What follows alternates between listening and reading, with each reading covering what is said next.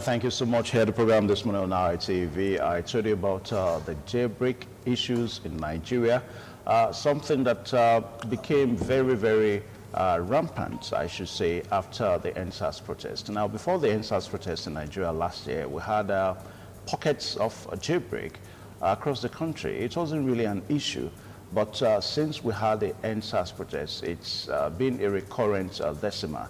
And the most current of it all is the one that happened in Imo State during the weekend.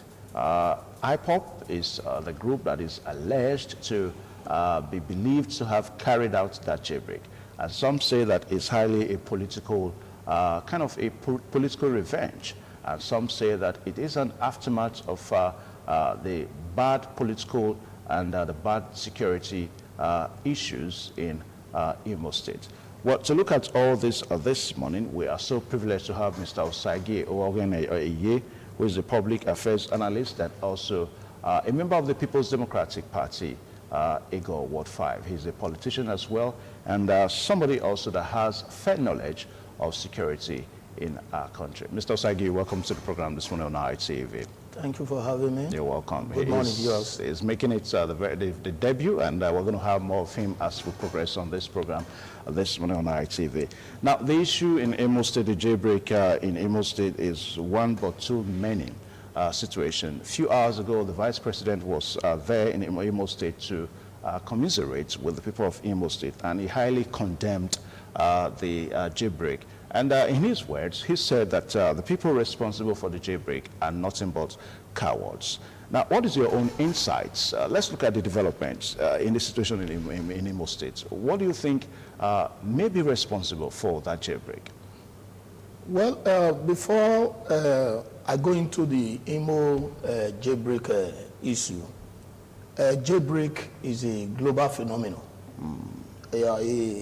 It's something that has been taking place in the world, and the position is that the way and manner that these other countries, handle the situation matters a lot. Someone will expect that what happened, the jailbreak of NSAS, that have given an insight to Nigerian government to be proactive and preventive for the reoccurrence of other, jailbreak like what happened in Imo State. If the government is responsive to issues, proactive issues, preventive issues, things like this will not reoccur. But in the situation of this country, they always cast aspersions when things happen instead of being, preventive or proactive to issues. So that has been the problem over time. So Imo situation still boil down to the bad governance of this country, because the bad governance give room to so many problems in the country, like insecurity. Yeah, when you say bad governance now, because we're told that the security men on the ground in Imo State are already doing the needful to make sure that they bring those responsible to book. So can you still say that that is bad governance? Yes, why I said bad governance, I said just now that we have to be proactive, not being, casting aspersion when something has happened before you start, taking a decisive step. We have intelligent gathering in this country. As security experts, before, when we were growing up, you see undercover police officers without uniform, DSS. They will stay around some communities where they suspected to be a black spot. They gather information before things happen like that. They've already have, the first-hand information, and they prevent it. It's not when something happens before you start making different comments, or people have lost their life before you start making comments. What we expect for the government is to be proactive. That is just the basic. Because all these things, there has been negligence in their parts. You understand? Because government, the principal aims of government is to protect lives and property, not to be sympathetic after something grievous has happened. So that is the position. What happened in NSAS could have given an insight to government on how to protect. You see, go to other countries of the world, you see how correctional centers are being protected. Sophisticated modern facilities are being put in place to make sure that people cannot get access into correctional centers, even have exit. You see people, government building underground correctional centers. You have electronics, modern facilities that you can never have access to it. Even before you enter correctional centers, the environment of correctional centers, you must have access cards, codes that will open the gates for you. But in Nigeria today, what happened in Oko and Benin prisons? You still go to that place, you see that place is just like something did not happen. So what if that kind of thing reoccur tomorrow? You will not start saying that you sympathize with the people that this thing, or you want to start, is them that you want to start putting preventive measures. So all those are failed systems. That is why I said the government has failed. So if by the time, because my take in this matter is that the federal government, if things is too heavy for them, let them devote power to the state, because they carry too much of load. Because I understand that prisons are the exclusive list of the federal government. So since they cannot handle things like this, let them hand over some powers to the state. Let us practice true federalism. This has been the problem over the time. All this neglect of the what's it called, correctional centers, insecurity is part of the corruption and the failed government we have in this country. Well, that is just the basic truth. But let us be careful with the way we say failed governments, because we do know that even the people, the government, just like you and I, will have a role to play. Now, the issue is the fact that politics is beginning to come into it now. That's a very big challenge, a major big challenge to insecurity in the country. Now, back to Imo State, we're told that it was highly politically motivated. As a matter of fact, the stories that we read is that those allegedly responsible, those that were alleged to be responsible for the jailbreak, were the premises of that correctional center for hours. As a matter of fact, they chanted, they sang songs and all that, and there was no security operative to come. Now, the issue is that some say that they are being powered by some political bigwigs in the states. Why some say that those guys just went there and did their own. As a matter of fact, IPOP is the group that is being fingered. Now, if we have this kind of situation whereby insecurity is now being powered by political tendencies, what do you think, where do you think this will lead us to as a nation? Yeah, the situation is that whether IPOP is being fingered, be responsible for the jailbreak in Owerri, in Imo State, it still boils down to what I call negligence of government, the failed security apparatus we have in this country. You cannot expect a group of persons to be in an environment chanting songs for over 2-3 hours, no response from the security agents. And they left there and went to a station using explosive, according to the report. Before these people shout songs for 2 hours, where are the security men on ground? We have the Nigerian army, we have the police, we have a civil defense, we have the DSS, we also have local vigilantes. So what are these people doing to curb the security threat we have in this country? So you are coming to say that these people were motivated politically or what have you. Why not do your own part? Okay, now that this is that is the report now that it was probably politically motivated. Now, if that is the case, what does it portend for us as a nation? Politics in security of lives and properties. Yeah, it portends danger, and it also portends doom if the situation is not quickly addressed. Because even the government we have today, they all emanated from a political party. They are all from a political party. Everybody, we are all government in our own capacity. So if interest, we talk about politics of bitterness, hatred, and that is what we have been advocating for, that politics of bitterness should be kept aside. And if a government sees that it has failed, peradventure by public opinion, because you cannot tell me that as a government that people, you are not listening to what people are saying. You are not saying it in the dailies. You are not hearing from the news. Like the way we are talking now, people also comment, people also talk in social media. If you know that you cannot handle the security situation of the country, you better resign. That is what happens in other clans of this world. You better resign and let people that are capable handle the situation. We change, we are agitating for the change or the relief of all those our service chiefs, bringing new ones. I have not even seen any changes from the old and the new. Rather to see that there is a worsening situation in the country.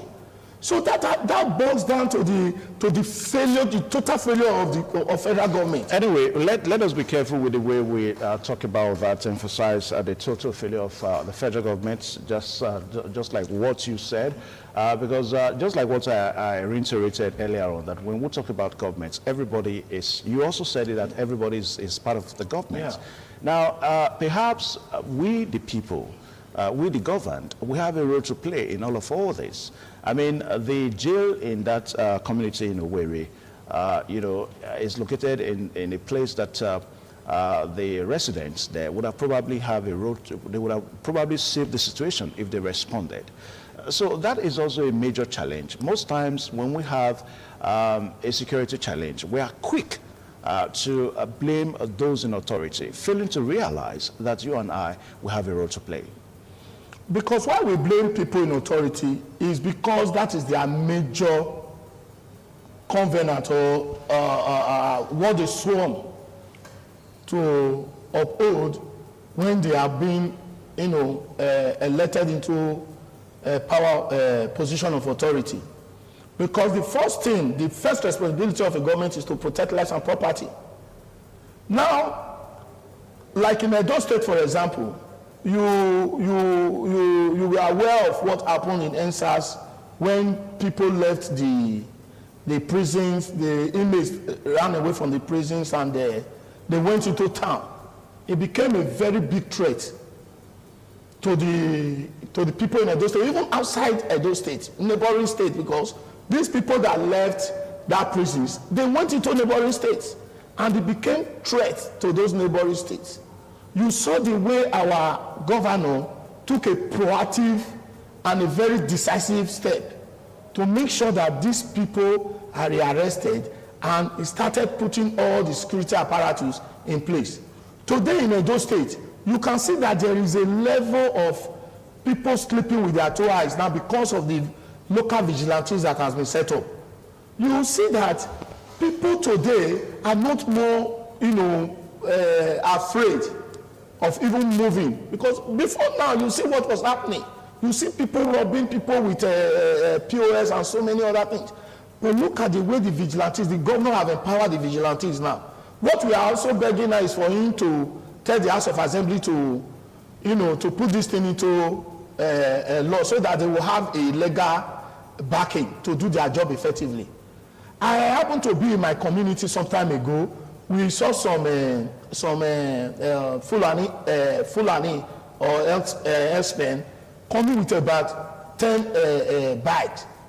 So some vigilantes, they got an information that some people are using bikes. They are leaving a Kewo road because it's like they asked them to leave their houses. They were looking for a place to relocate to, about 10 bikes, and they now called them and they were having a communication. They blocked them at Igosho Dinimbe Maba. and asked them where they are going to. They said they were driven from Ekenwa, so they want to relocate to somewhere in Omi. So they asked them to go back, that there is this place is not a camp for anybody. So those are steps to curb security threats in the country. So if a government cannot put an apparatus, a strong apparatus, security apparatus on ground, things like this will happen. They go to other countries, they see even that correctional center that was even put in the town. By the time you go to other countries, you see that correctional centers, like in Pretoria, they have the kilometer from Cape Town to Pretoria, where you have their correctional center, is 1,380 kilometers. And before you go towards that direction, you have cameras, you have everything that will identify you if you are not a staff or a uniform person that works in that correctional center. They will start monitoring you. They will monitor you to the extent that they will ask you what you are going to do. If you are going to see anybody, you have a date. You don't just go like that. But in the issue of Nigeria, it's not like that. You see some people, even in the correctional center, a prisoner will come out in the broad daylight, be talking to somebody because he's a powerful civilian. Because the way you have powerful civilians in the society, that is how you have powerful inmates. That you see some of them, they don't even stay inside the cell. They take them out every day. Even there was a rumor, I call it a rumor, that there was a man that was arrested some time ago. He was kept in Oko prison, but the prison management, they were allowing him to go and stay with his family and come back the next day. Is that not corruption? That is poor prison management. All these things can lead to all this kind of problem we are facing today. Until we correct the situation, until we face the reality of this country, all these things will be a very big problem to us. Okay. Now, Mr. Ozage, perhaps another way to begin to look at the issue of jailbreak in Nigeria is to also probably look at the way the inmates are being treated. Take, for example, in a country like Norway, when you are an inmate of their own prison there, what we call the correctional center here, the government pays you certain amounts of the money. As a matter of fact, by the time you come out, you are really reformed, because that is the idea of the correctional center. But here in Nigeria, it seems when an inmate comes out, the opposite is the case. So what do you think is the problem? Yeah, see, that is the same thing we are saying. You see, one of the problems that negates people trying to break jail is because of the negligence. Poor prison facilities, poor management, and corruption of the prison personnel. You said you are correcting somebody, correction center. You want to rehabilitate that person so that when he leaves that world, he will come to the larger society to blend. You are doing that in a very haggard and staggered environment. How did you expect that person to be happy? Look at the facilities in our prisons here. But don't you also think that at times the inmates, they don't yield themselves to some of these reformation programs? Because at times we do show it on our programs here, on our news, whereby civil societies and non-governmental organizations, they visit these inmates at times with programs to reform these inmates. So it appears that the inmates themselves, they don't yield themselves to some of these attempts for them to be reformed. Yeah, because of the environment, because of the system, because of the failed system. If the government has put all the necessary apparatus in place, all these things will not be like that.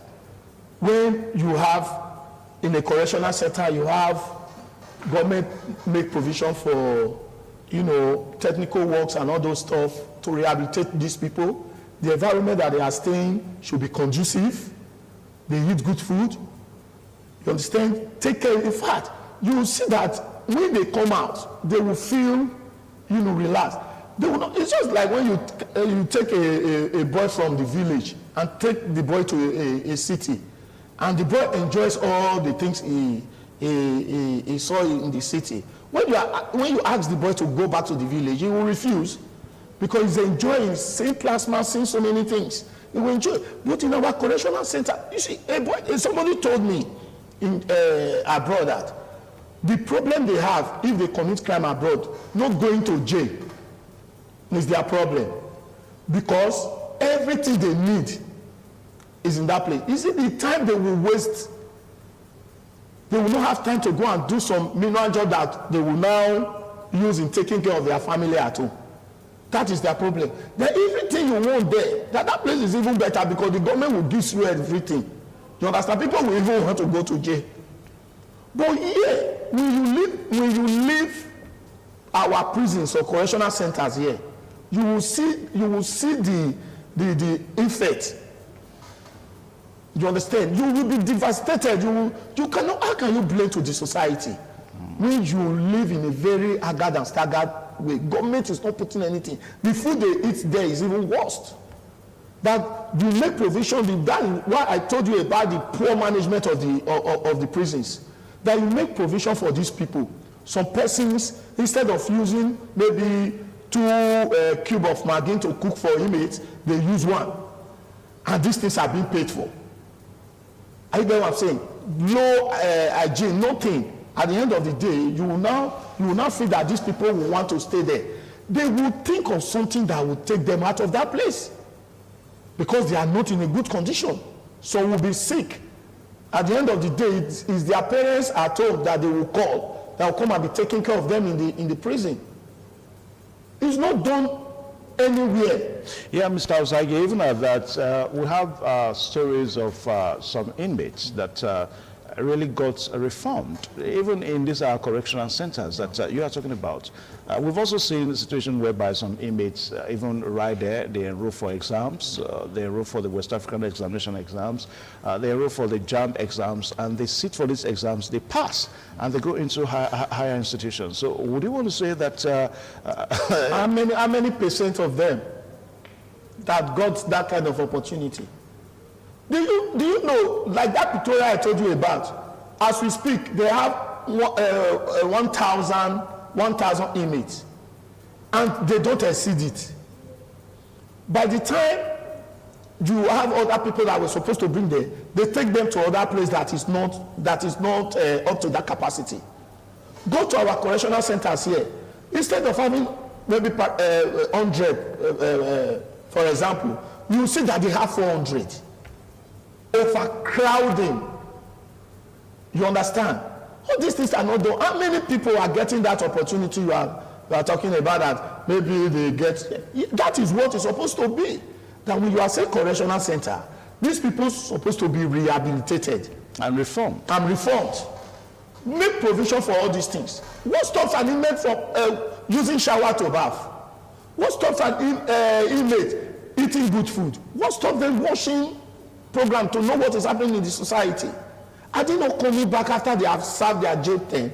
Are they not coming back to the society? And you said you want to correct these people, you are rehabilitating these people, and you are not giving them adequate facilities to do this. So it's just like you are all those things can ignite these people having the mindset of leaving the jail before they are jail. The tenure, the end of their jail term. So that is it. So these are part of the problem we are having in the country. So until we have an review of, the 610, prison 610 in Nigeria, there will be reoccurrence of this nature. Okay. Now, those overview you talked about, you have highlighted them even as you were doing your discussion. But again, let's look at them one more time as we take, draw the curtain gradually now. Now, you talked about that somewhere in Pretoria, that the classical example that you gave, that they don't cite a correctional center within the metropolis. Yeah. It's taken afar. In Edo State here in Benin City, I remember the Oko prison that you talked about. Sometime in the 80s, it was in a very remote area, but development and all that has overshadowed it and all that. So what we are suggesting now is that for government to begin to look inward and see how they can take these correctional centers off the normal environment of the cities. Yeah. Because it hurts a lot. Because by the time, if like what the Owerri prison now is in the outskirts of the town, very far, before you get there, you meet so many security checkpoints. It will be difficult for them to just evade. Like Benin prison, Oko prison, because of the proximity to the city, you see that it was easy for the NSAS protesters to just break in. You understand? Well, if these correctional centers, they're taken to a place like OGV, for example, very far inside. So before you will move mines, trek mines, or drive mines to that place, you will see that there will be some check on you. But because the proximity of this place is also a problem, let the government look into it. Let them go and build a sophisticated and a modern correctional centers. If really they want to abide with that terminology, correctional center. If it's prison, that somebody that has committed a crime must suffer for what he has committed, they should let us know. But if you have caught the place a correctional center, it should be purely correctional center. Let them go and build a sophisticated and a modern facility that you see that everything is modern, electronics, that even the inmates cannot even access their coming out.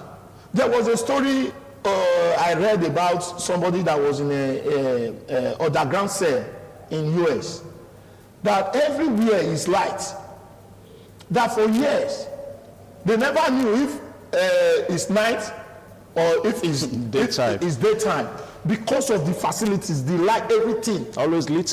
Everything. That the day after he has served his jail term, when they now brought him out, that the reflection of the sun affected his sight and he fell down. Because for years he has not seen sun. Because of the security, the sophisticated facilities in that correctional center. So what are we talking about? Our leaders, are they not seeing this? So we can do the same thing here.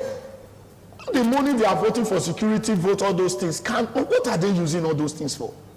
And we are complaining about insecurity. We are not investing in the security properly. So the reoccurrence of these things, we will start saying it. And we are supposed to prevent the reoccurrence. Anyway, thank you so much, Mr. Osaigi Ogeneye, for all that you have said. One thing stands clear, that if the government does not do the needful, perhaps we're going to have more jailbreaks in the country. That's the implication of what he said, because some of these inmates, it is a kind of a reaction to the kind of treatment that they get in these correctional centers. And of course, he has also said that some of the solutions that the government can begin to do now is to see how they can take these correctional centers off the metropolis, because development has maybe met them, and they need to be taken away from where people currently stay, so that when you take it off where people stay, I mean, if people are going there to maybe jailbreak these correctional centers, then of course it would be a problem for them.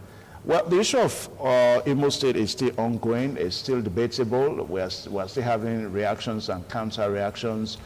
Some still say that it is the IPOP that are responsible, while some are saying that no, it is not the IPOP. Well, what really is the issue, is that we should begin to look at it that this portends a very great danger for us as a nation. Because these guys, when they jailbreak, when they leave these correctional centers, they come into the streets and they begin to perpetrate some of the evils that you and I, try to run from. A very big thank you to you, Mr. Osagie Ogeneje, for finding time to join us on the program today. Now, you're going to be seeing more of him from now forward as we get along on the program this morning on ITV. Thank you so much, Mr. Osagie. Thank you very much. God bless you.